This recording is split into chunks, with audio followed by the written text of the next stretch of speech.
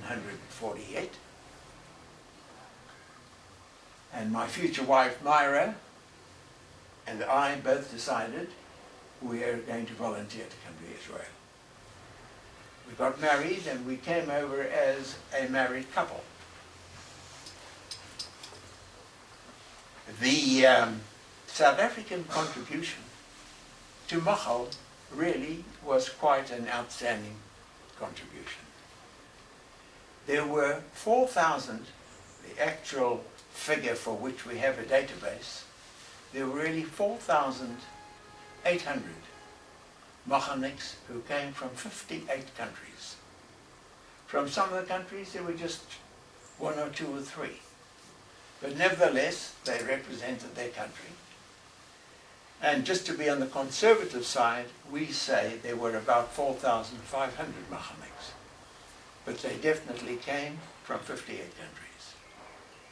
In fact, we are now mounting an exhibition on the story of Machal at Beit HaTfutzot, which is in Tel Aviv on the university campus. The exhibition actually opens on the 31st of May. We're hoping that the president will be present. He, by the way, Shimon Peres, was very closely associated with the Machal effort, especially on the acquisition of aircraft. He worked with guys like Al Schwimmer, a very famous American, referred to as the guy who saved the state of Israel.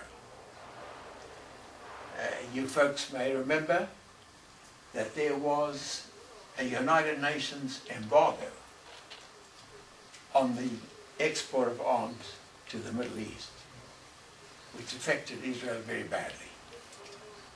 We couldn't import arms legally from any source, which meant that all the equipment we had in 48 had to be smuggled into the country. And a guy like Al Schwimmer, who had been a flight engineer in the American Air Force in World War II, did an incredible job. He smuggled 11 C-46 heavy transport aircraft out of America, 4 B-17s, heavy bombers, 3 Constellations, and so stirring of how these aircraft, how they were dispersed at different airports in the States, and then flown to the Caribbean and Panama, and from Panama to Brazil, and from Brazil over the Atlantic to West Africa, and from West Africa to Czechoslovakia. And one of the points that many people overlook or are not aware of, that when 6 Arab armies attacked Israel on the 15th of May 1948, actually the Jordanians started their attack on the 12th of May, not a single democratic country came to Israel's aid. Not America. Britain, on the other hand, was absolutely hostile. Not France, not Canada, not a single country. There were 2 countries who helped us. I don't assume that you are aware of it, but the one country that really helped to save the state of Israel was Czechoslovakia. Because all the aircraft were flown to Czechoslovakia, they agreed to give us a base at a place called Zatek. And there the aircraft were bombed up and equipped with all the necessary fighting equipment. And the first aircraft, combat aircraft, which Israel acquired were the Avia S-199, which was a modified version of the famous German fighter aircraft, the Me-109. The Czechs sold us 25 of these aircraft. They were the first combat aircraft that the Israeli Air Force had.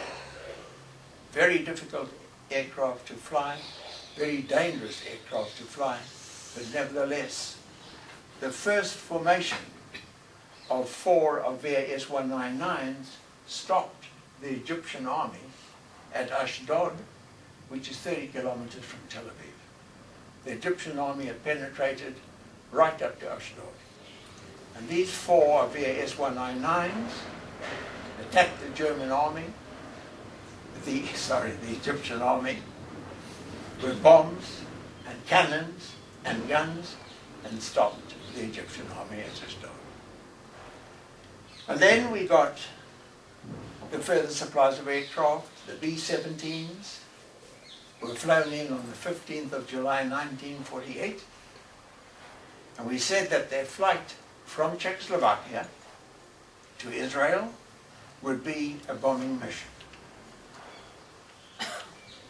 I held the position of Chief of Air Operations at the time. I suggested to the Chief of Air Force that we should send all 3 B-17s over Cairo. And the reason I suggested that was that on the 10th of June, I was on the first attack on an Arab capital, which was Damascus. We didn't have any heavy bombers at that time. And so we used a Dakota. Some of you will be familiar with a Dakota, which is a transport aircraft that the airlines use.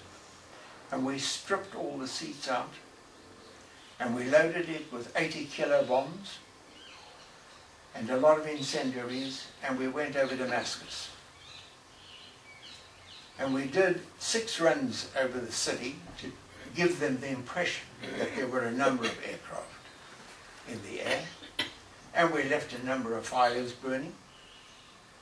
But the important thing is that all the foreigners left Damascus the next day.